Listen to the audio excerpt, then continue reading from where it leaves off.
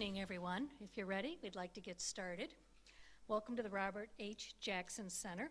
I'm Julie Hewitt. I'm the Program Director for the Jamestown Bar Association, and I'm pleased to welcome you to the program, William J. Donovan, Our Last Great Hero.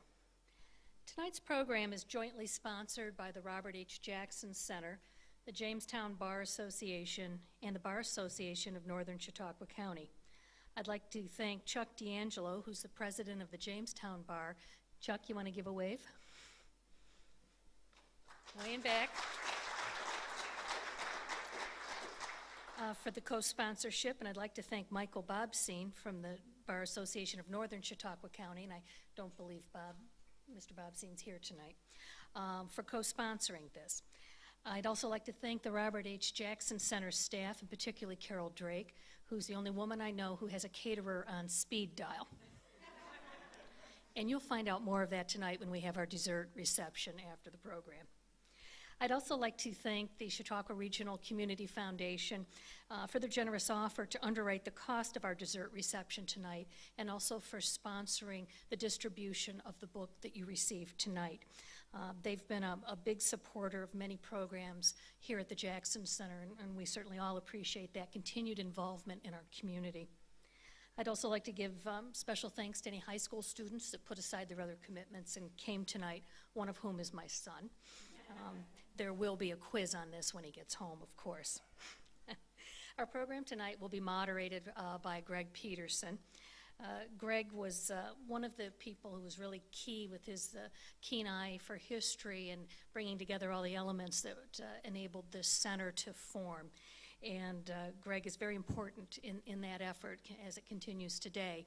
And Greg also does have a day job. He's a partner at the law firm of Phillips Lytle, where he practices commercial law when he's not enticing speakers to come to the Jackson Center. Our speaker tonight that is being featured is the Honorable Salvatore R. Martoche. Justice Martoche currently serves on the Appellate Division, 4th Department, which is an intermediate appellate court in the state judiciary system. He has served as a judge since January of 2000, first serving as a New York State Supreme Court Justice, then as an appellate court justice after his appointment in 2004 by Governor Pataki to the Appellate Division. Prior to ascending to the bench, Justice Martoche served as an Assistant Secretary of the U.S. Labor Department under President Reagan from 1986 to 1988, and as Assistant Secretary to the U.S. Treasury Department under both Presidents Reagan and Bush from 1988 to 1990. Before leaving federal service, Justice Martoche was a key official involved in correcting the country's savings and loan industry scandals of the 1980s, and he served as the acting director of the Office of Thrift Supervision. Prior to his election to Supreme Court, Justice Martoche was in the private practice of law in Buffalo, and he served as one of the 6 commissioners of the State Commission of Investigation, which investigates allegations of organized crime and public corruption statewide. He has also served as a public defender and was in private practice for over 20 years before becoming a United States attorney. One of his most celebrated cases served as the basis for the book and the movie Hide in Plain Sight. He is widely credited with significant reforms in the Federal Witness Protection Program. Justice Martoche is also the recipient of numerous awards, including the Ellis Island Medal of Honor, the Alexander Hamilton Award, which is an award of distinction given by the Secretary of the Treasury, the recipient of the Buffalo News Outstanding Citizen, and the LaSalle Medal and Distinguished Alumni Award from his alma mater, Canisius College. Justice Martoche has had a keen interest in William Donovan for many years, and he's authored several articles on Donovan, which have been published in the Western New York Heritage magazine. With that introduction, I'd like to now welcome our moderator to the podium, Greg Peterson.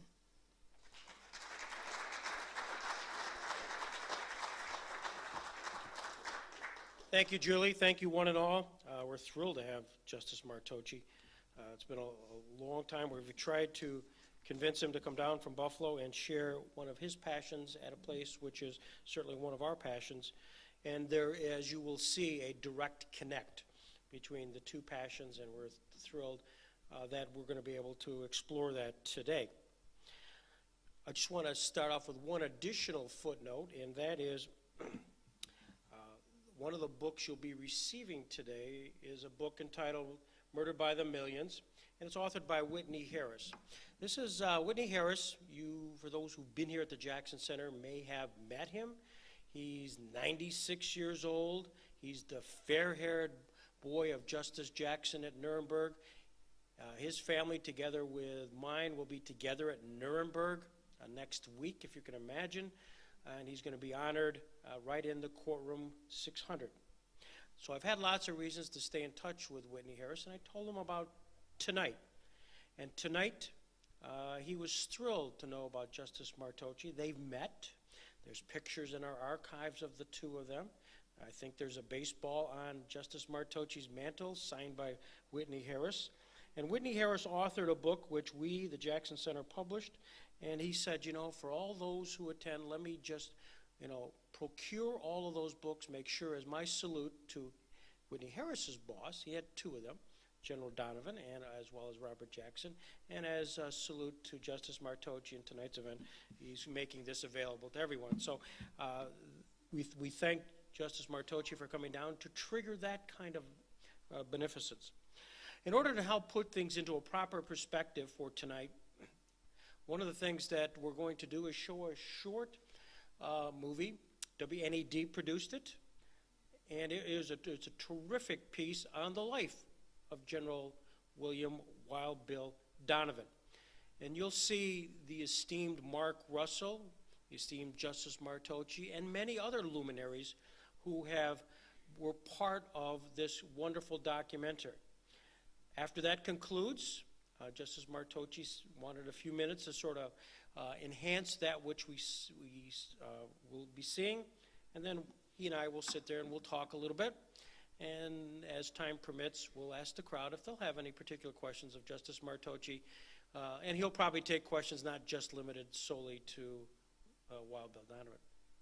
So with that, I'll stop, pause, and we'll play the movie. Production of this program has been funded in part by Judy and Tom Beecher and by the members of WNED. Thank you.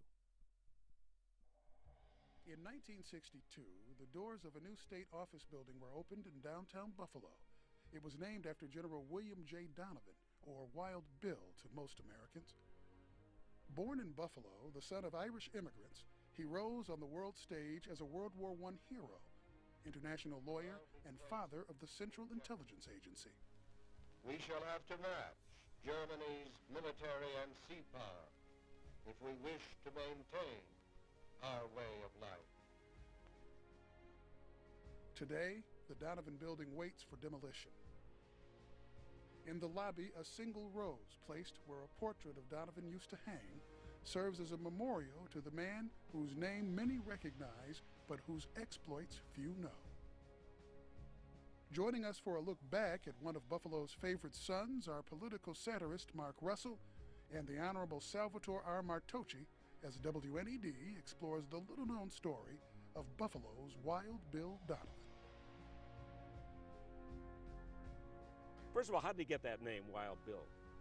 Well, there's some controversy about how he got it, but the most likely story is that when he was in World War I and he was acting so heroically at the time he won the Congressional Medal of Honor, somebody said he is a wild SOB, but a game one. And after that, he was Wild Bill. By the way, those Irish immigrants, the Irish, 130 years ago, Buffalo was a magic city in their mind. They said, we must go to Buffalo. There are many Irish there. There's lots of work on the grain boats and on the railroads and the Erie Canal.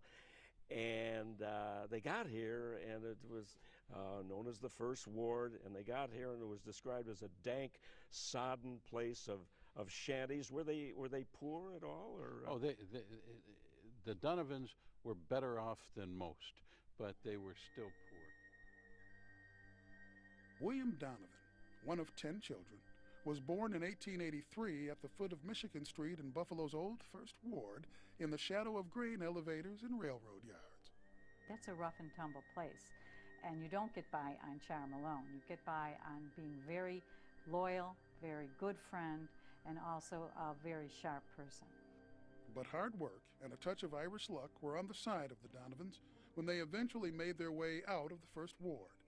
And Bill, athletic, with a captivating personality and penetrating blue eyes, never looked back. A family friend, who later became Bishop of Buffalo, helped him to get into private schools where he eventually made his way into Niagara University. From there, a priest recommended him to Columbia Law School. He graduated in 1908 and went to work for one of the largest law firms in Buffalo. Do you think at that time in law school, being from Buffalo, that he had any idea that he would go beyond being a lawyer? Do you think he was he interested in, might he be dreaming about politics at that time, or where do you think his career might have been in his own mind? You know, I think he was always a mile wide in his thinking. Yeah. He never foreclosed any possibility.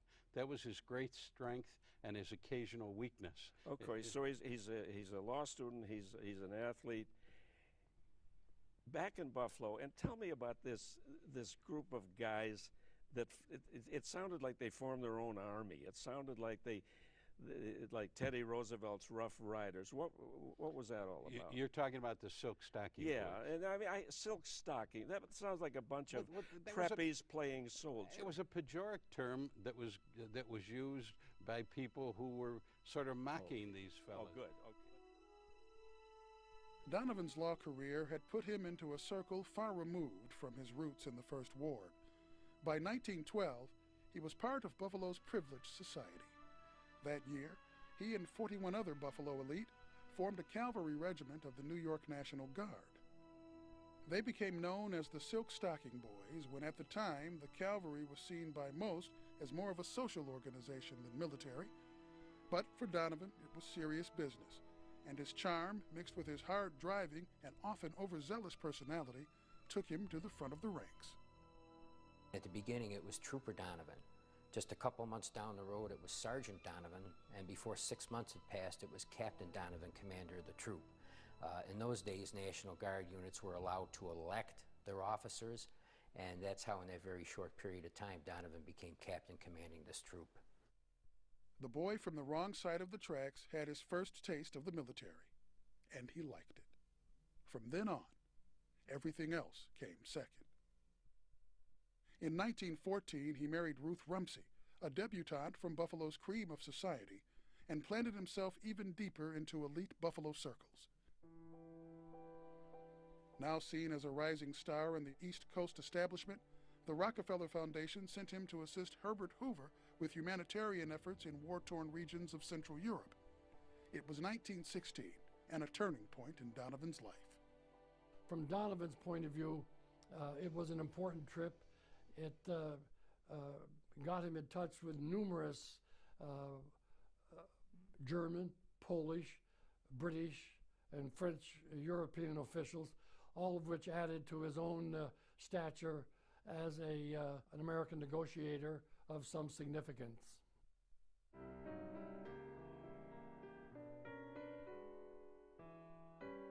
Donovan's business in Europe was cut short, though, when the Silk Stocking Boys were called to duty to hunt for Pancho Villa, the Mexican revolutionary. After 6 months in Europe, a brief stop home, and 6 months on the Texas border, Donovan finally returned to his new bride back in Buffalo.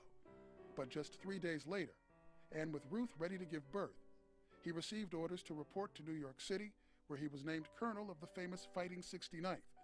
America had entered World War I, and Donovan was off once again. So we get into World War I. Now he's the head of a regiment, the famous Fighting 69th, the Irish New York Regiment, and they were in a battle over there.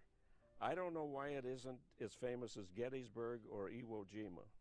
Yeah, he was at Landers at St. George, and he was trying to cross the River Ork. He was commanding the remnants of one of 3 regiments that were supposed to try and take this position across the river, which was only 20 feet away, but the river was in a gully, and they had to go down and then come up, and they were exposed the whole time. The other 2 regiments refused to go. It never dawned on Donovan not to do what was asked of him. And so he and his men cross. He dressed up in full regalia, had all of his medals on, and was within 20 yards of the enemy, saying, "Look, boys, they can't hit me, and they won't hit you." General Donovan was a man who was unafraid of death and had this extraordinary capacity to evoke loyalty into those who he invited to join whatever he was doing in a way that is really the hallmark of great leadership.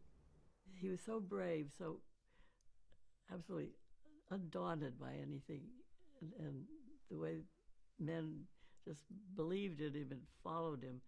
And to me, he was one of the most exceptional men I've ever met, worked for. He had been wounded 4 times in that battle, and he refused to be removed from the field of battle until all his men, dead and alive, were brought to a safer location in the rear. And that's when he left. He was exhausted and he'd lost a lot of blood, and he suffered from the injuries he incurred for many years to come. But he was such an inspiration. I read the citations. You know, he won the Congressional Medal of Honor for his action there. And the Distinguished Service Cross. Distinguished Service Cross he won twice, and the Distinguished Service Medal he won. And finally, at the end of his life, when Eisenhower gave him the National Security Medal, he became the first person, and I believe still the only person in the history of this country, to get the 4 highest medals that this country offers. In 1918, the 35-year-old Donovan had made a grand entrance into the national spotlight and returned to Buffalo as one of the most decorated officers of World War I. But pain accompanied glory. Through tears, he told his brother Vincent, "When I think of all the boys I've left behind me who died out of loyalty to me, it's too much." Donovan, once again working as an attorney, promised Ruth that he was home for good. But the promise rang hollow. After he was retained by the largest banking firm in the nation, the House of Morgan, he spent a year in Europe and Russia conducting private financial negotiations. Indeed, he interrupted his second honeymoon with his wife, an example of the personal cost that she suffered as a result of his interest in sort of the intrigue side of diplomacy, the secret missions, the private negotiations, the special collection activities at the behest of senior Americans. He returned to the States with a hefty salary in the bank, and it looked like there might even be some normalcy in his life. In 1922, during Prohibition, he accepted an offer from President Harding to become the U.S. Attorney for the Western District of New York, which included Buffalo, a wealthy city, an industrial city, and a first-class drinking town. Donovan would have his hands full. Well, then, all hell breaks loose because, remember, drinking is illegal. You cannot sell, you cannot consume alcohol. And Donovan really championed that side of it by the famous raid that he conducted in Buffalo. Well, there were actually 2 of them on successive days. He said, we have one law, not 2 laws, one that applies to the poor and one that applies to the rich. He said, you know, I've raided places like McVann's and the Barrel House on Chippewa Street. I've raided the Little Harlem. These were saloons, speakeasies, illegal bars. Remember, there were 8,000. Now, I looked and I wondered if it was a misprint. There were 8,000 speakeasies in Buffalo. It was second only to Chicago. He had an epidemic on his hands, and he said, and he warned the people at the Saturn Club and also at the Country Club in Buffalo. Saturn Club was, both these clubs were clubs for the elite in Buffalo society, and he was a member of both of them. He said, you better not be serving booze because I'm going to order raids because you can't get away with what the ordinary man can't get away with. They didn't believe him. The raids in 1924 alienated Donovan in his hometown and among the city's privileged class. A year later, he accepted President Coolidge's offer as Assistant Attorney General and moved to Washington, D.C. Within 4 years, he was offered the vice presidency by Herbert Hoover. Considering it a do-nothing position and anticipating being named Attorney General, he declined.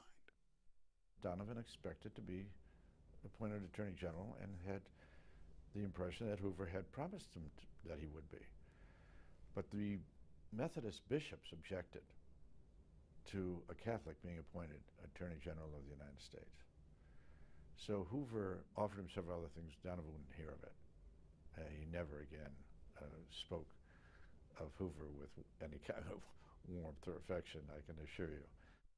By 1932, he was ready to take another stab at politics and was back in Buffalo to kick off his campaign for governor of New York at the Broadway Auditorium, a move that many considered a stepping stone to the presidency. But he was stunned, losing even in his hometown, where the memory of his Prohibition betrayals lingered.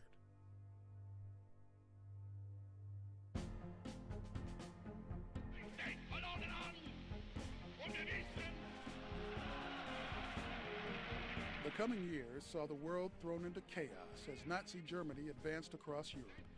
Donovan, who had returned to private practice in his Wall Street law firm, couldn't stay away.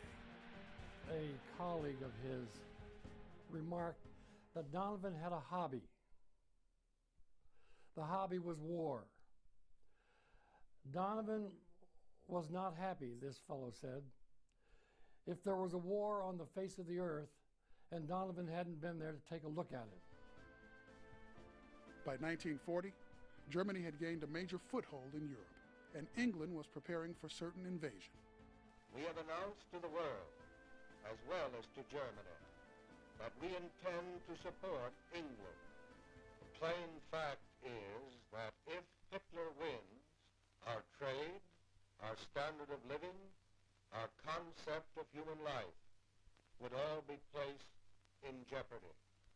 That year, President Roosevelt sent Donovan to London on a twofold mission: to assess England's chances of victory under German attack and to learn more about the workings of the British intelligence network.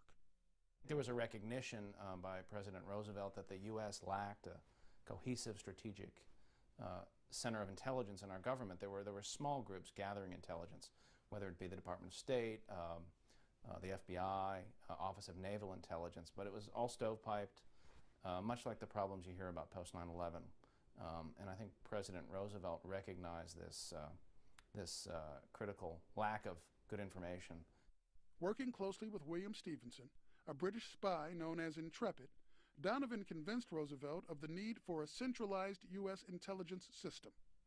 And in June 1941, the Office of Coordinator of Information, the COI, was formed.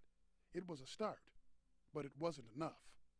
One of the weaknesses of the COI was that it did not have access to all-source intelligence, especially signals intelligence, which may have provided the warning needed to better prepare Pearl Harbor from the attack that occurred. So Donovan is looking at COI, and he's seeing that as much of an innovation as it was still inadequate. It was inadequately staffed and resourced, and he needed to prevail upon Roosevelt that a much more extensive, much more larger and aggressive organization was necessary. 6 months after Pearl Harbor, the COI became the Office of Strategic Services, the OSS. The American intelligence system had come of age. Donovan retained his position as director. Now, the leadership, the guys that he recruited, they are college professors, they are bankers, they are lawyers. These men know nothing about putting a silencer on a pistol or silently killing a man or making plastic explosives or learning how to lie convincingly while under interrogation. Of course, the lawyers would be good at that. But isn't that amazing that these were the original OSS people? He recognized that great diversity and brilliant minds were the key to success. Remember, this is a time before computers. This was a time when the garnering of intelligence took creative people who could get themselves into situations and clubs and locations where they could find information. And he recruited these kinds of people. He was sure that their patriotism and their brilliance would make up for their technical lapses. And he was correct. And what Donovan was looking for then, and I love this quote, were PhDs who could win bar fights. It was a fascinating mix of people because it ran, in a sense, the gamut of society from the upper crust of the Eastern establishment all the way through to working class technicians and designers of equipment, down to, yes, even criminals who were paroled from prison in order to engage in forgery and safecracking. It was a wonderful feeling of, let's try it, it might work, and think what it would happen if we could do it. And like one time somebody had found that we had developed coal that would explode. It was got dynamite in it. And somebody said, well, if we could only get this on a train that the Japanese troops are using to cross a certain river, and we could blow it up. This sounds like an absolutely ridiculous idea, but we did it. Now, he was at the landing on D-Day. He's in his 60s. D-Day was June 6, 44. He landed June 7th. He was at the landing in Sicily. He was at the landing in North Africa, always right on the edge of the danger, and he, against orders. He'd get orders from Washington, don't get so close. What if you're captured? You know all these secrets. What if you're captured? And he always would say, oh, I was just along for the ride. He had absolutely no fear. In fact, he wrote to his wife from France early on that he thought the greatest legacy he could leave his family was to die in action for his country. He was the greatest patriot of his time. He simply had no fear. His problem was that he had lost the balance between his duty to his country and his duty to his family. But his wife, Ruth Rumsey, I gotta say, from everything I've read, he did not treat her well. He left her home alone for 40 years. I think his wife sacrificed. She was martyred by his public absorption in what he was doing. Well, it was certainly difficult for my grandmother, because I know that there were many times when she didn't even know where he was, but she kept busy. She kept herself involved with what she wanted to do because he was somewhere else.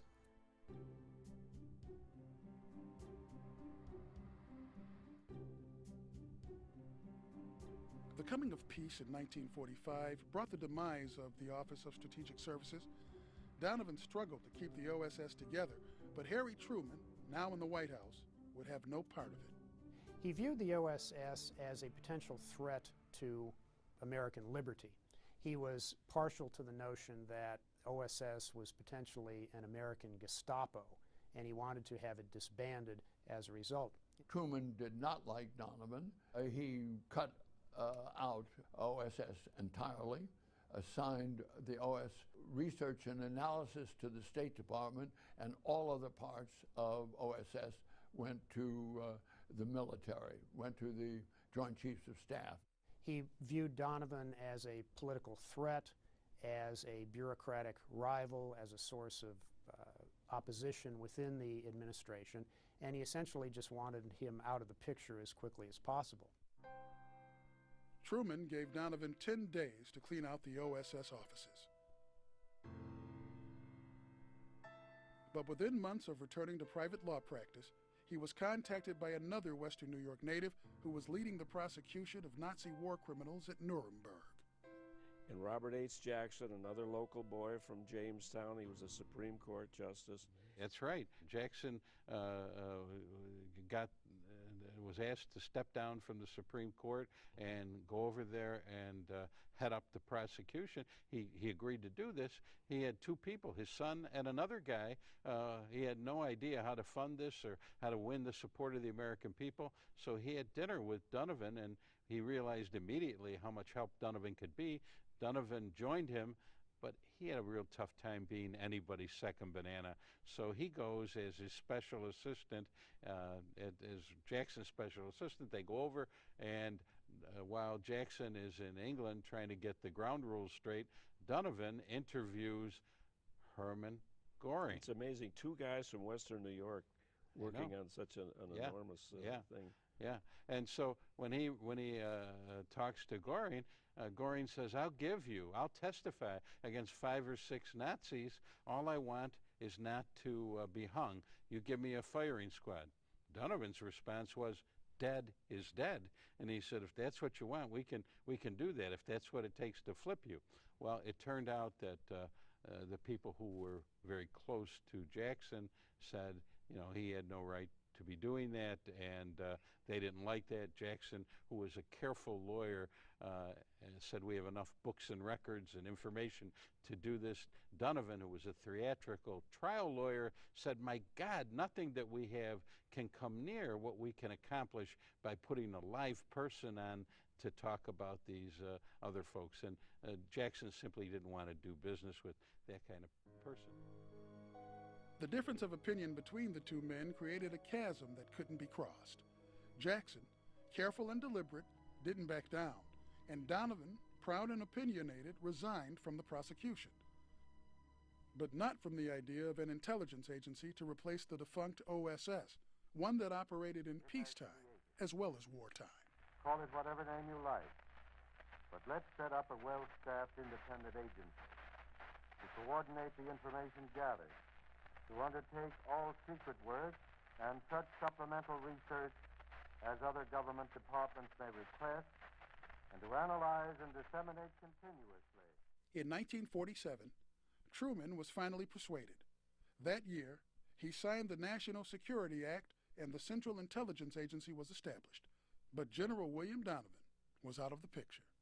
The likelihood that Donovan would have become the first director of CIA is minimal, partly because of Truman's personal opposition to him, but I think also because Donovan by that time had sort of worn out his shelf life. I think at that point, Donovan's chances of being DCI were close to zero. In 1953, with the Cold War underway and a friendly face again in the White House, President Eisenhower appointed Wild Bill Donovan, now 70 years old, as ambassador to Thailand. With communist China to the north, Thailand was a political hotbed of Southeast Asia and crucial to America's economic and political interests.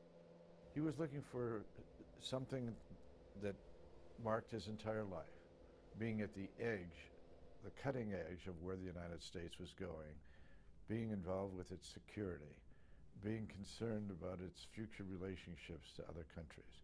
I had a happy occasion of briefing him before I went to that assignment. I'm not dead sure he was the right man for that kind of a delicate job. He was a rough fighter man, and you are not a rough fighter man as a diplomat. I don't mean to disparage him, but I'm not sure that he would have been the right person at just that time.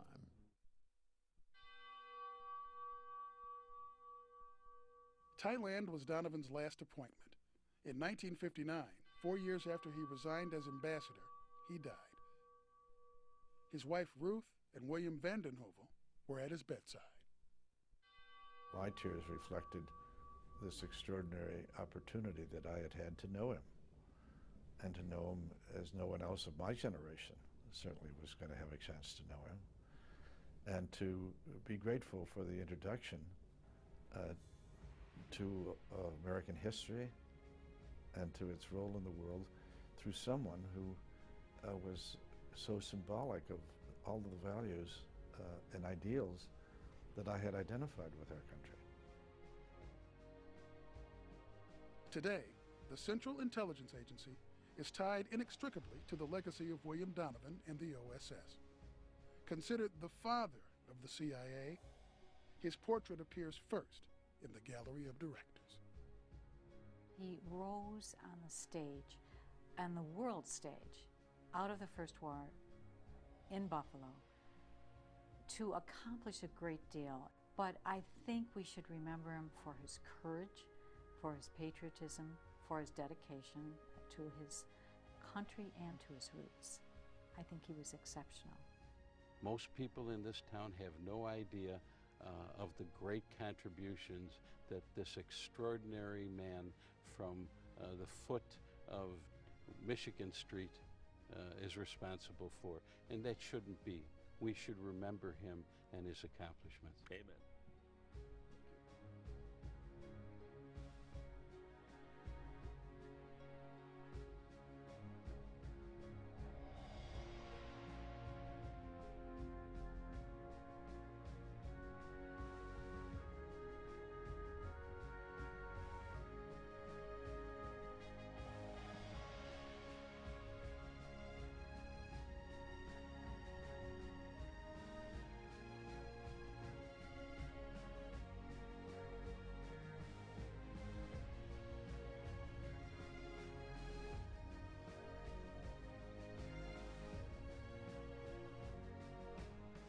Production of this program has been funded in part by Judy and Tom Beecher and by the members of WNED. Thank you. He was so charismatic. He was a ladies' man, and he was a man's man all at the same time. He was about 5'9", but if you asked anybody who met him, they would tell you he was about 6'2". He had these steel blue eyes that were so penetrating. But the gift that he had was his emotional attachment to this country and the vision to see what it could be. And it blinded him to some of his commitments at home to his family for many years. He paid a price for all of that. His home life was never quite what you would think of as ideal. Luckily for him, and for people like Robert H. Jackson, Justice Jackson, there was not this 24/7 newscasting that looked for every picadillo in every corner of a person's personality. They didn't do that. And I'm glad they didn't do that, because they gave us a chance to look at this man and at others in the light of what they accomplished. To me, he became a hero when he told Tom Dewey that he would not accept his support when he wanted to run for governor, because he didn't like the policies of Dewey, and he didn't like Dewey. Little thing, especially when you get crushed in the election, and he did, but it was no Republican could have won that election against Lehman. He lost it significantly. Peter Crotty said he actually ran pretty well for a Republican at that time in our history. Peter Crotty had been the Democratic chairman in Erie County. And then there was the President Roosevelt. Never could you find more diametrically opposed positions, philosophies, than you found in these two men. And yet, with all of that, they had great respect for one another. President Roosevelt looked at this wild Irishman as his legs, as this virile fellow who was doing all the things that Roosevelt wished his body would allow him to do. He was in the action. He was where it was happening. At the Battle of Ork, at the River Ork, when the other two remnants of the other two regiments refused to attack, he attacked. And I read the letters from French peasants who were there, from German prisoners, as well as from the American troops. And they said, this guy was possessed. There he was, with all of his medals on, standing up there, daring them to hit him. He lost 2 adjutants that day. The second one, who was his adjutant for less than 24 hours, was Joyce Kilmer, the poet, who wrote Trees. That was his second adjutant to go down. And he happened to stand up at the exact wrong moment and took a bullet that would have pierced Donovan's heart. This guy who was not the brightest guy, not the strongest guy, physically, although he was strong and he was smart. There were other people who had those qualities. He had this fierce devotion to America and to the people who were at his side. He believed so desperately in the future of this country. He could see ahead. He could see what America was going to be. And he wasn't going to let anything get in the way. Now, one of the big differences between him and a Jackson is Jackson, as he had done in the Karamazov case and so often in his career, in this beautiful, eloquent way, said there are limits. You know, national security can only go so far, and then we have to look at the precepts about which this country is built, and we have to say enough is enough. Donovan says, until we're secure, it was just a different twist.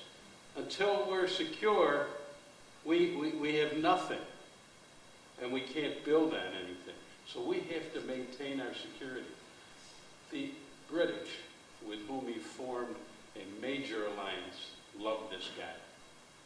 He was able to do, in a matter of 4 years, what it took them 40 years to do, 50 years. He was extraordinary. He grew this agency from a few hundred people to 13,000. He had Julia Childs, he had John Ford, he had the best professors, he developed systems of cross-referencing. He had people going in and he trained them in listening. He trained them in how to look like they were drinking and not be drinking, so as to loosen the tongues and the lips of people who had information that could be valuable to our survival. He was not afraid to give the terrorist a dose of his own medicine. It's interesting that in this election campaign, Mr. McCain, Senator McCain, and one other of the Republican candidates, I think it was Romney, but I'm not positive, suggested that what we needed was another OSS. Another OSS. But an OSS meant another William J. Donovan, and there could never be another one like him. That's part of the problem. It was so personal, so much him. But this guy from Western New York, from Buffalo, who grew up, there were these intersections in my life. I followed, and would look at where he was, and I'd look up, and I was in the same spot. He lived at 74 Prospect Avenue after he moved from 74 Michigan Street. Well, I lived 2 blocks away from that on the west side of Buffalo. His father had his office at 74 Niagara Street. So did I, years later. He was a U.S. attorney. So was I. I said, I think that I have a mission here to tell people about this guy. And please believe me, I know his warts better than almost anyone.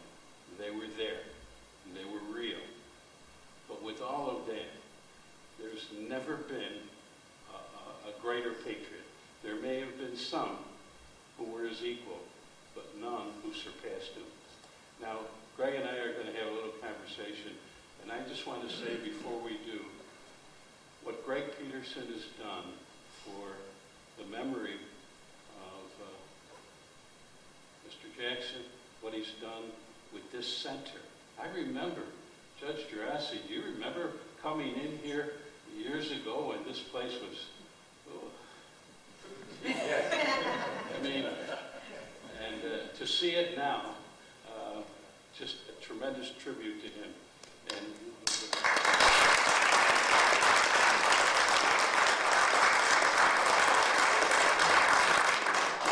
one of his great diplomatic accomplishments, he got the North and the South of Chautauqua County bar associations to to co-sponsor an event.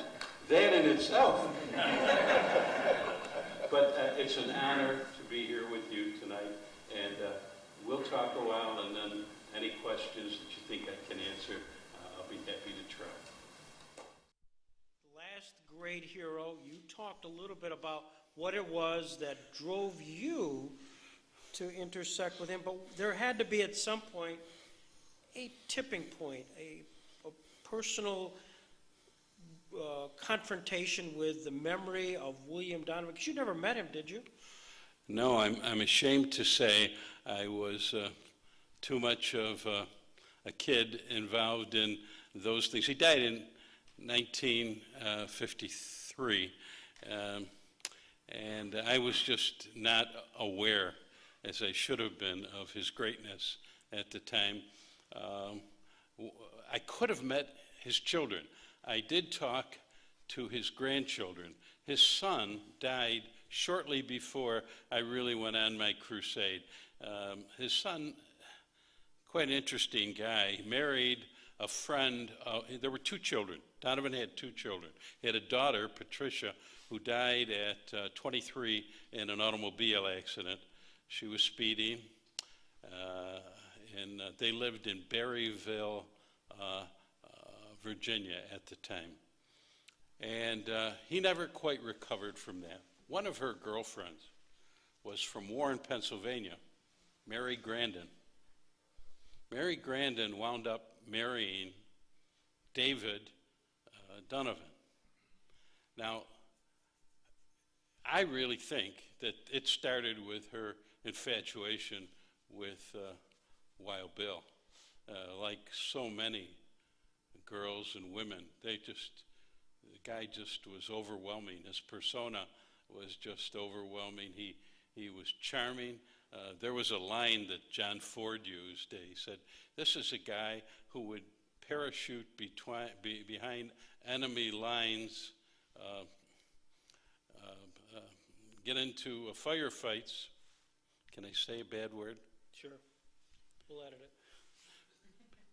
Piss in German gasoline tanks, and then go and dance with a German spy, all in the same beautiful female spy, all in the same night, and he was like that, and he really did have this desire to die in the service of his country. It almost is diabolical in a sense, but he thought that would have been the greatest thing. And Harry Truman, for all their infighting and difficulty, said he would rather have won the Medal of Honor than be President of the United States. Harry Truman was befriended as a freshman senator by a senator by the name of Burton Wheeler, who was an American First socialist from Montana. And Burton Wheeler had been indicted in the Harding administration. And when Stone, Attorney General Stone, who later went to the Supreme Court, took over, he said to Donovan, who was his pupil and good friend, and he said, "Will you take a look at this and tell me whether this warrants indictment or not?" And Donovan said, "Yes, it does." Well, the guy was indicted, but he beat the rap, as they say. He had a long memory. He never forgot what Donovan did, blamed him for the troubles that he had, and it was over gas and oil leases and some inside hanky-panky.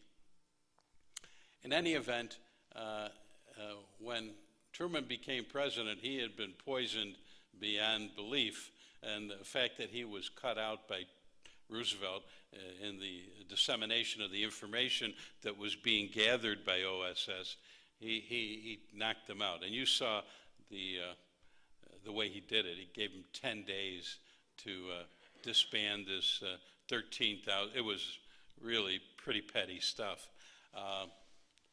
He realized in a couple of years that he made a horrible mistake, that we needed an intelligence focal point and he really, that's when the CIA was formed, but Donovan wasn't going to get the ticket to run that agency. And Fisher Howe may have been right. By that time, with the war over, it might have been not the best time for the kind of aggressive leadership.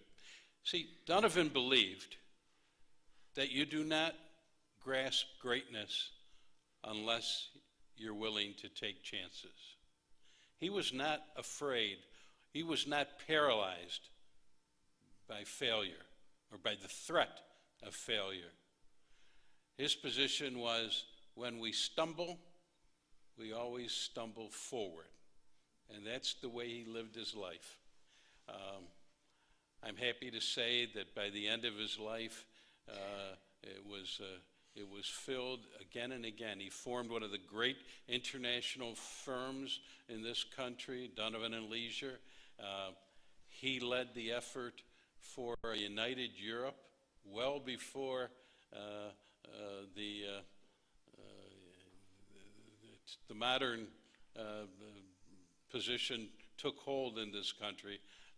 He was ambassador to Thailand, but it was really much more. He saved the lives of thousands of nationalist Chinese troops who needed to be evacuated when the communists overran the country. He saved them. He also built a beachhead and against communism, and he took some issue with President Eisenhower. Eisenhower loved this guy. The reason he called him the last hero, and he's the one who gave him that moniker, was because Donovan was not a West Pointer. He was not from an elite family. Donovan was an Irish street kid who went to St. Joe's Collegiate Institute in Buffalo, who went to Niagara University, where he happened to have the good fortune to meet a priest who said, because he was thinking of becoming a priest. He would have been an awful priest. And he said, no, he said, you need to go to one of the great universities. And he wrote him a letter. They had a sort of a affirmative action program of the day. It was called certification. And he certified to Columbia that this guy should be admitted. So although he tried to hide it from the world, it took him 5 years to get out of college because he lost a year in the transition. And then he went to Columbia Law School, where he was a classmate of FDR's. Although FDR would say they were friends, Donovan said he didn't have any time for me. He was in a whole different social strata. But, you know, he was a great schoolboy hero. He was an athlete. He was a great orator in Buffalo. Went to Niagara, did great. Went to Columbia and found out that everybody was really smart there. And it was a little different situation. But he led the Columbia football team until he got injured. He took up acting, where he met a great actress.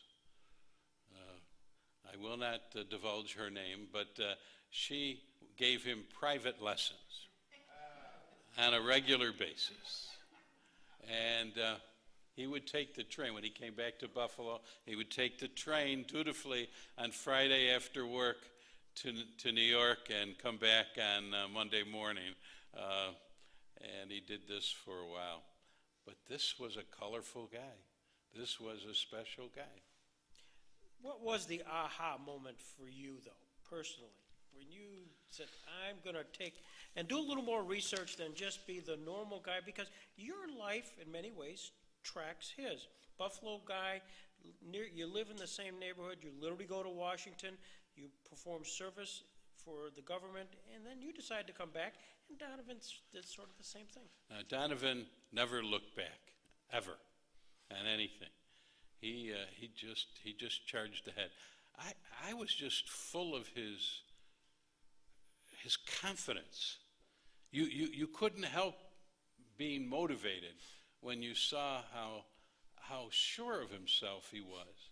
Even if he lost yesterday. So, yeah, well, that was a tough break. Okay, and they'd be on to the next adventure, the next topic. And he inspired people like no one in history that I observed up close and personal. He inspired people. And that, I guess, was the thing that got me. You saw Betty McIntosh in that film. Betty McIntosh adores him to this day. I mean, Ambassador Vanden Heuvel, who's the head of the Eleanor and Franklin Roosevelt Foundation, he was an ambassador to the United Nations. He says the greatest man he ever met wasn't Bobby Kennedy, wasn't Jack Kennedy, was William J. Donovan. When I hear stuff like that, by the way, you really ought to get Vanden Heuvel here. He's another guy who's up there in years, and you ought to get him here before it's too late. And you have his number. I've got his number. What are you guys doing next month? But that's what I think got me going, was his courage, his charisma, his never quit attitude, his ability to take people and make them allow them to follow him, to be comfortable in following him, to never abandon them. He had so many of his boys, as he called them, who needed a break here and there, needed a few dollars. Donovan was always there to take care of them. When they came back from the war, they were coming back, and there was a ticker tape parade down Broadway, and his boys marched in full uniform with bayonets and their rifles and their metal helmets, and they were singing in the good old summertime.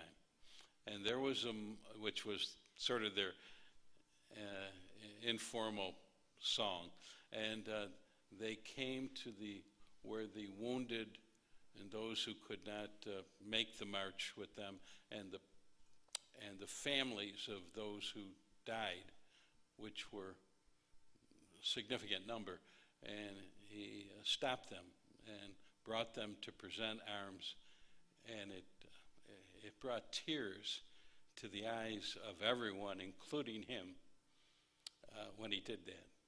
It was an unscheduled event, and he did that. He became a hero to me when, as U.S. Attorney, he said to his friends, to people that he knew and respected, he said, "You can't get away with breaking the law. The law is no different for you than it is for that African-American guy down the street, or that Chinese guy, or that Italian guy over there. It's all the same, and you have to obey it." It's really kind of ironic. He got sort of rode out of Buffalo because he enforced prohibition, and then the Methodist bishops got to Hoover and killed him because they said he was from the East and full of those ideas that would allow for Wets to take over, and it was kind of a ironic thing. Hey, he wasn't against drinking. He did not drink himself, but he was not against drinking as long as it was legal. There's a story that Ned Putzel, who was one of his adjutants, who later became general counsel to Monsanto, a bright guy, and I met him when he was in his 90s. I'm glad I got to talk to him for a while. And Putzel said they kept giving him toasts. He was with Chiang Kai-shek and Syngman Rhee and all the leaders of Southeast Asia. They were all gathered, and they were toasting General Donovan. And he would pretend he had a drink, and he would give it to Putzel, and Putzel would look at this stuff. He didn't want to drink it either, so there was a plant. He kept putting this stuff in the plant. So I said, "Sounds to me like that's the beginning of the phrase potted plant." Maybe that's where it came from. But he He was a wonderful, gifted guy, and had a lot of warts, and I just loved him. I mean, I just, to this day, see him as unique and the kind of charismatic leader who wasn't afraid to say, I made a mistake. I heard Eric Holder, who I know, who's looking like he's going to be the next Attorney General, when he was talking about the Richards case, say, I made a mistake. How refreshing to me to hear the words, I made a mistake, I blew it, you know. Only other person I know who does that once in a while is Don. But not too often, he's usually right. You know, I got to tell you, just when we were talking about Donovan, General Donovan, and the River Ork, right, sitting right there, and it struck me like a thunderbolt, because I got to tell you just a personal story. My grandfather was in World War I. He was gassed, and he was deemed missing in action and thought dead. I did some research, and I found out that, in fact, he was part of the Fighting 69th. Oh, get out of here. He was, we went back, with my dad and I, we went back to France and went to and found the River Ork, which, as you described, is, they thought, from all the advanced intelligence at the time, it was a river. And in fact, it was just a brook at best. And so Donovan, I didn't put us all together till just tonight, so I'm sharing this with you, is Donovan was one of those guys that, as it turned out, made sure that my grandfather got off the field, put in a hospital, and there he was. It turned out it was one of those hospitals where they didn't have a lot of good record keeping, so that's what happened, but ultimately saved his life. So there was a personal connect here. I'll just share that little story. My grandfather, who lived till 1964, and a story of which he never told, but we sorted that out, and only tonight did that whole 69th Donovan-Peterson connection, aside from the Jackson connection, all hit. So I thank you for sharing that with you, and I wanted to... Well, that's great. That's great. I'm glad, because you might not have been here otherwise. True. You know, True. Donovan, I did some research a while back and talked to the historian at the Chautauqua Institution, and Donovan did speak there on one occasion, and he spoke about the need for the nation to be prepared, and it was, I have something here that I just want to dig out, if I can find it, which I probably can't.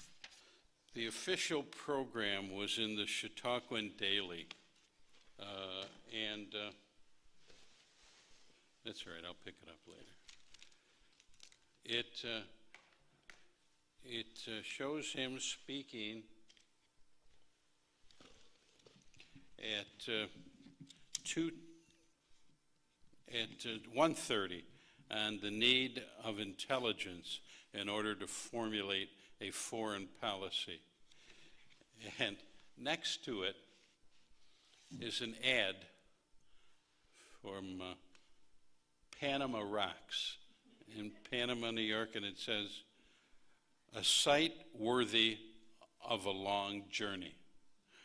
That was a long journey to go to Panama Rocks at that time, one of the greatest wonders of the country. Come and see the marvelous rocks of Panama. I don't know why, but that just really gave me a chuckle. He called for firm, clear-cut, informed foreign policy from the AMP. He did that here. I don't know, we have no record of him appearing on the stage at Chautauqua on any other occasions, but there was at least that one. He was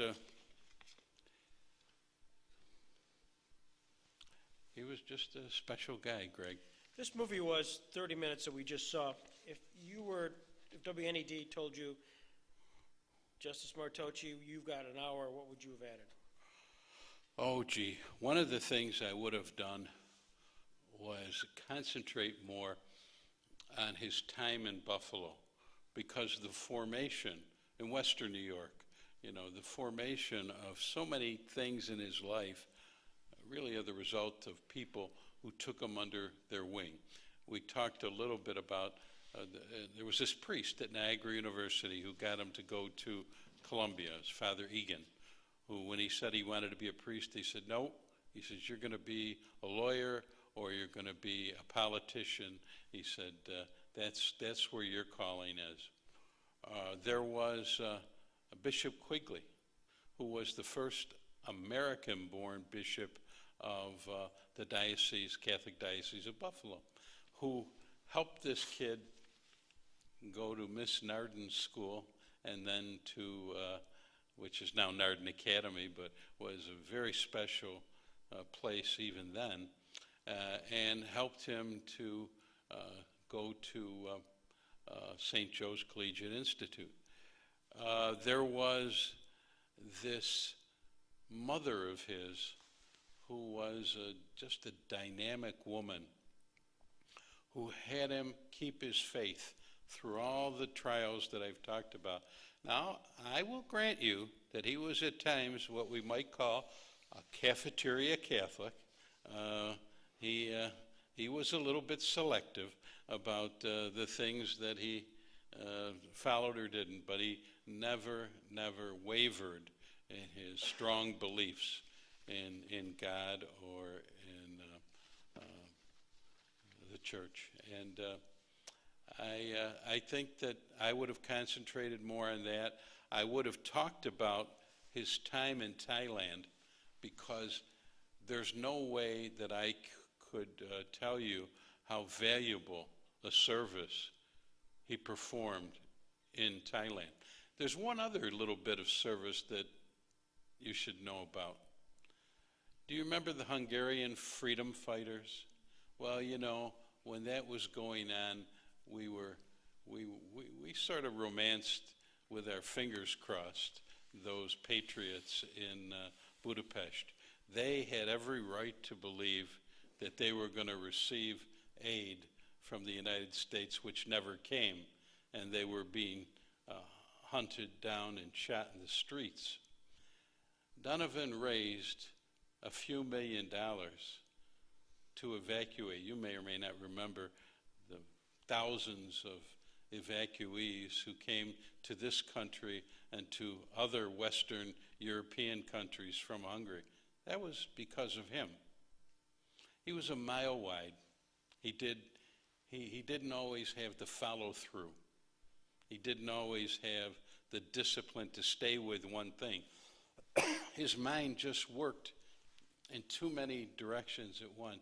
He needed a handler. He needed somebody to slow him down because he was like a fine thoroughbred that was going all over the course, and he just needed to pick a line and stay on it. Let's talk about you. Let's talk about your biography, and the thing that, when I think of you, that I don't know that much about, but I'd love to have you share, is this whole concept of the movie, which got James Caan and all that, the hide in plain sight. You're very much part of that story. Could you give us a little bit of the background and kind of what that was for?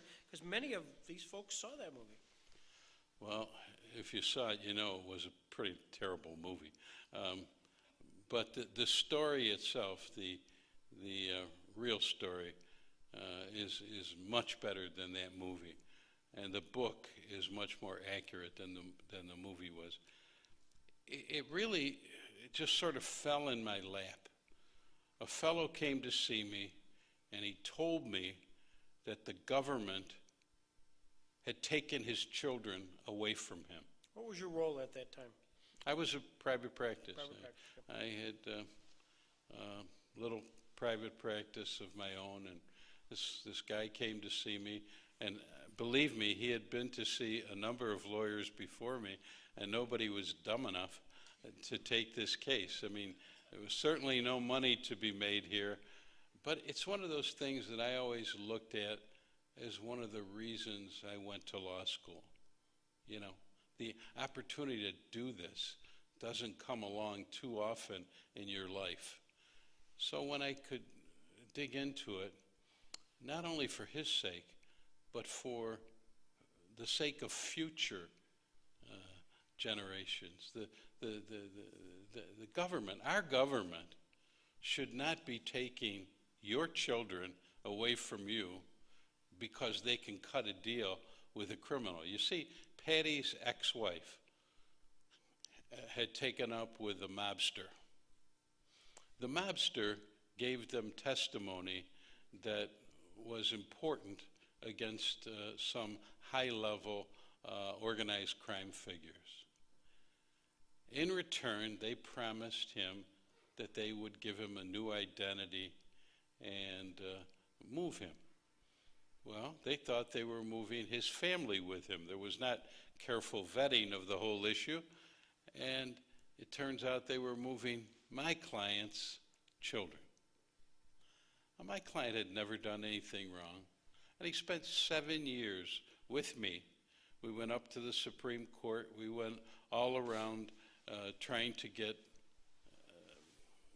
some kind of resolution to this. I never suggested that they blow this guy's cover, or that the Witness Protection Program, which was formed as a result of this case, that it wasn't a good idea or it didn't have its value. But I said it has to be applied in a way that doesn't hurt innocent people. And it wasn't being applied that way. So I'll make a long story short. The upshot is that 7 years we're fighting. Only when I decided to try and see if I could get a book and a movie done of this, and there were some stories in Time and Life, and the ex-wife had seen those, and she didn't want to be characterized as a witch with a capital B. Did I get any help from her? And by that time, she and Calabrese were, Patty Calabrese was the guy's name, and they were having their own problems. And so we were able to help him get reunited. But by that time, the relationship was so ruptured that it was never the same as a normal relationship. He does keep in touch with them even now, but they live out in Nevada, which is another great thing. If you're an organized crime figure from Western New York, one of the places you shouldn't be going to live is Nevada. And he went to Reno. That's where he finally wound up. It's a sad story. I did find out through Justice Department sources later when I became a U.S. attorney, and they really screwed around with me because of that. They were wondering if some organized crime figure had put me up to doing that. There were some people who, after all, well, I'm not going to go there. But there were a lot of things that are different today than they were then. And we made the program a better program. We made the program work. And my testimony and at a number of congressional committees and some of the legislation that I participated in drafting made a difference, and I feel real good about that. I wish the movie had been more accurate in its portrayal, because it would have been a better story, and it should have been told on more levels. It was just the base level of a guy who searching for his children, and they never got into the intricacies of the events that made that happen. But here's a guy with no money, a real poor schlep, as they would say, And he's left to fight the United States government on his own to get the right to see his children when there was no allegation of any wrongdoing on his part. He paid his child support. He visited his children regularly. Just breaks your heart. But it's different now. They're a little more careful, they tell me. Actually, I know that from my years when I was U.S. Attorney. You've accomplished so much. What's your highlight? You know, look, I guess I look at it this way. I was a guy who was blessed to be in the right place at the right time. You got to have an opportunity, and then you got to be willing to seize it.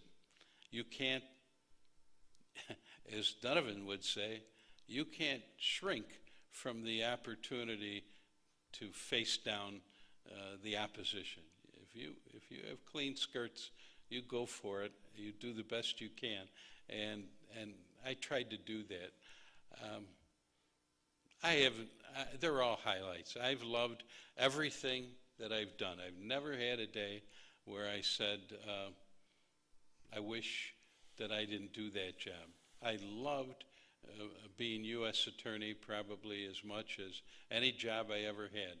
And I think we tried to do it with a way that said, just because you have a sledgehammer, just because you have the power, doesn't mean you have to swing the sledgehammer in every situation. And sometimes public opinion gets skewed by the media, by the horrendous surroundings of an event. I'm not saying that there are not a lot of bad people in this world who need to go away for a long period of time, but we have to have discretion. For a long time in this country, they had sentencing guidelines, which became sentencing mandates, and it's not a good thing. Judges should have the ability to discern, should be able to look at somebody and say, yeah, you did the same thing that he did, but you're 17, he's 47, you've never done it before, he's done it 4 times. Make some distinctions. And so I guess I'm a Libra. I'm always looking for balance. You know, we have wonderful law enforcement officers. We have terrific judges, but sometimes we all lose our way in trying to protect the country. My hero, General Donovan, might be classified with that same group of people. I don't think I would be. I think that I would be much more likely to be considered a milquetoast because I truly believe that the amount of incarceration we give to individuals in this country is probably too much. And the amount of time we spend on trying to rehabilitate people is way too little. I remember when I had a bright idea. There was a place called Eisenhower College in the Finger Lakes, which now is a chiropractic school. And I suggested that we use it as an institute for giving bright inmates a chance to pursue higher education. And there's no second chance. They go, and if they screw up, they're gone. Well, the outcry, as you can imagine, I was sort of naive. The outcry from citizens who said, hey, I've got to pay to send my child to school. You're going to send these prisoners to school? Well, you know, it's a lot less expensive to send them to school than it is to send them to jail. And it's a lot better for society if they come out with something else to do, but go back to the same life in the streets that they had before. But you sound like a bleeding heart when you make that argument. And I worked for the Republican caucus, and they really didn't want to hear that. Anyway, I've been blessed with a lot of experiences. I'm middle of the road. I'm not the most liberal. I'm not the most conservative. I'm not the smartest. I'm just a regular guy who fell into a couple of opportunities, and I've tried hard to do what I thought was right. Not that I'm telling you it always was, but I did the best I could. And I wasn't put off by what was going to happen to me, which I think is really important. You can't say, well, this may ruin my career. Once you start thinking like that, you have no business doing any of those jobs. Anybody have any questions of, yes, Don?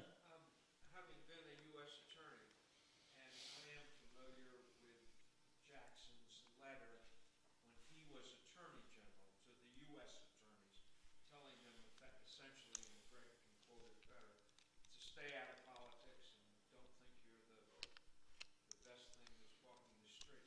How do you feel, was your reaction to the Gonzalez problem with the firing of the U.S. attorneys around the country that resulted in his resignation as Attorney General? From what I know, and I always put that caveat in because I don't presume to know what insiders might know, I think that the Attorney General should be ashamed of himself. I think that place demanded more and needed more. I worked for a guy for a long time who offered me the job of a lifetime, the head of the criminal division. And I didn't take it because I thought that he had to go. That was very hard for me to do.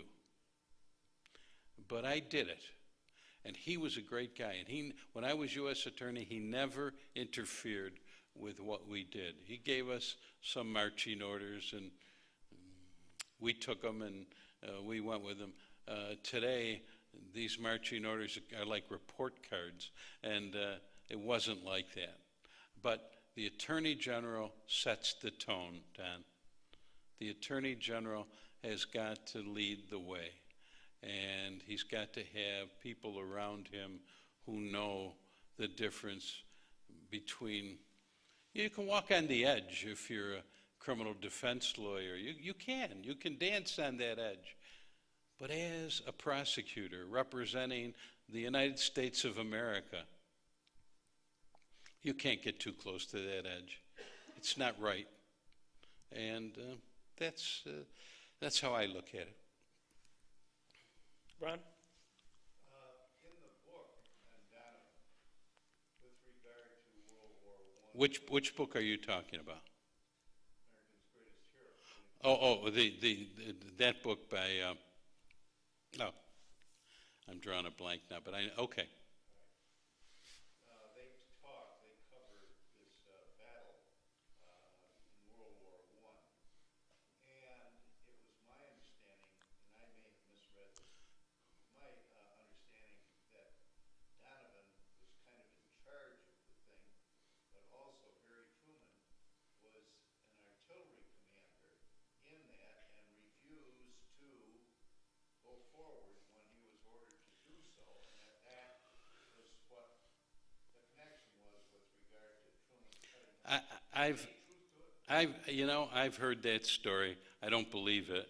I mean, he might have been there in the artillery that was not bombarding, but there were two other infantry units that were supposed to go, and they didn't go.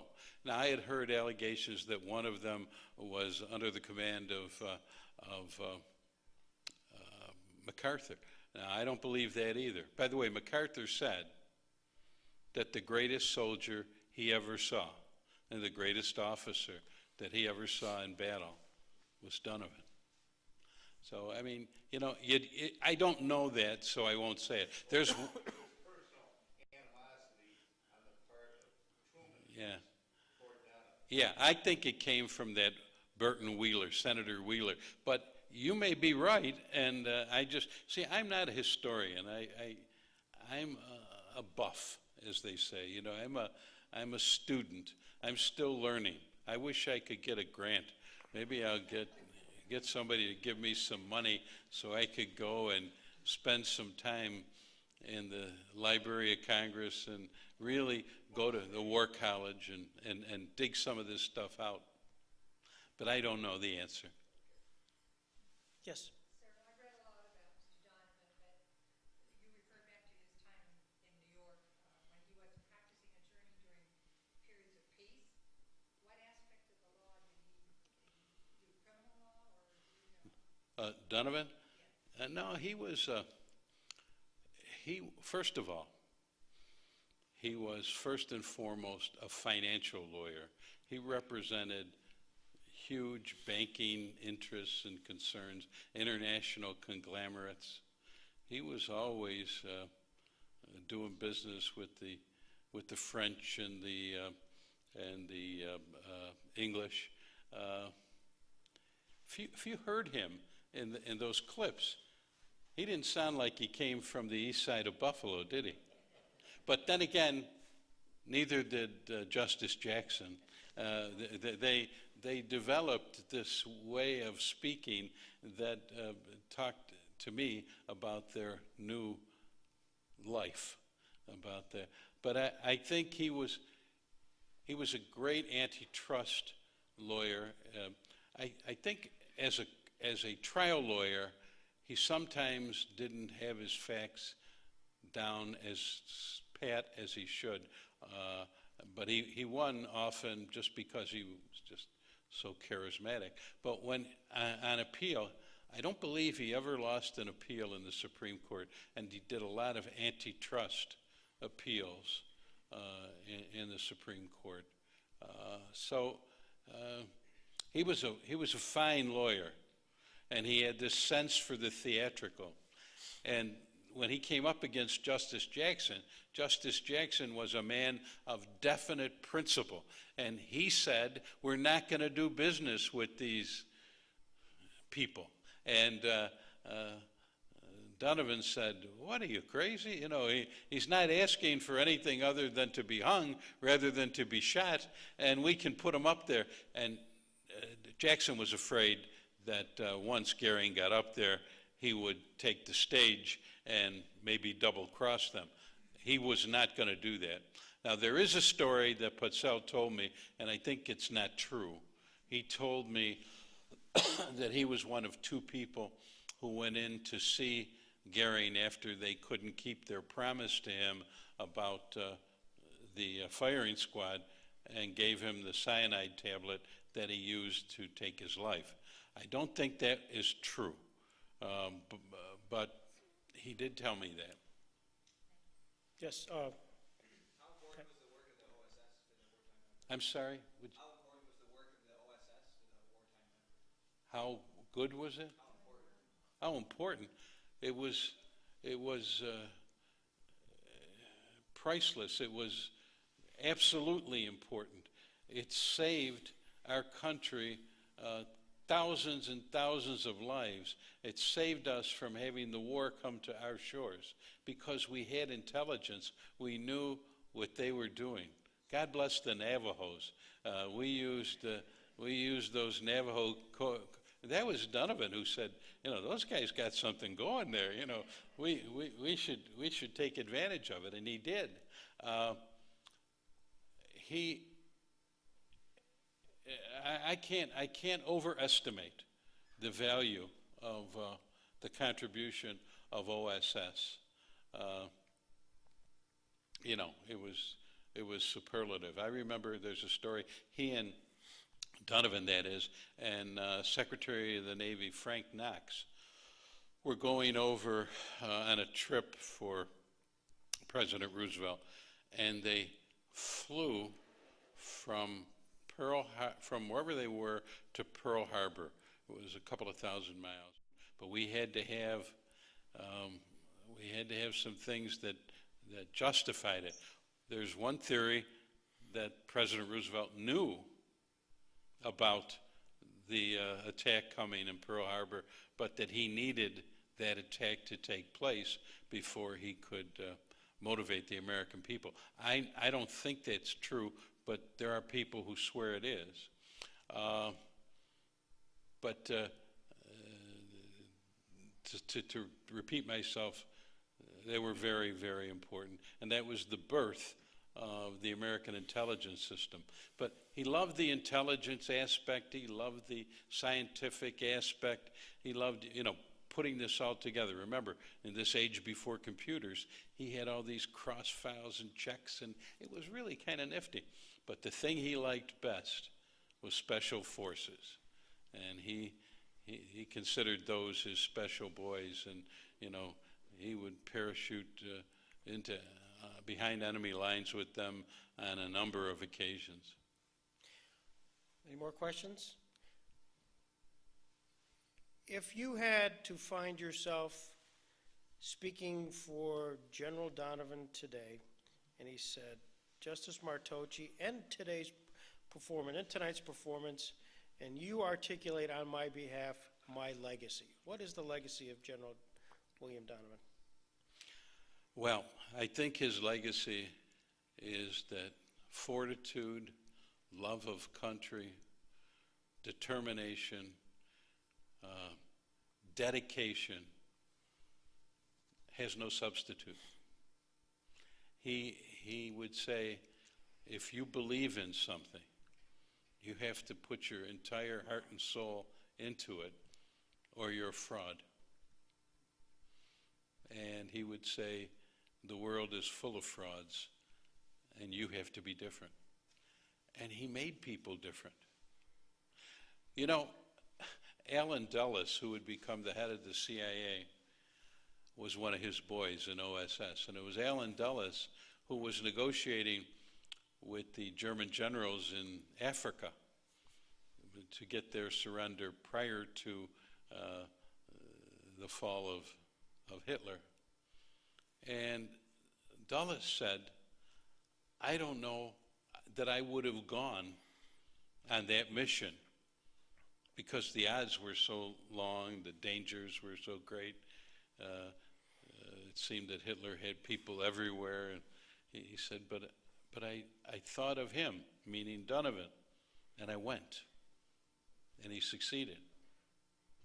So that's his legacy. His legacy is do the best with what you got, folks.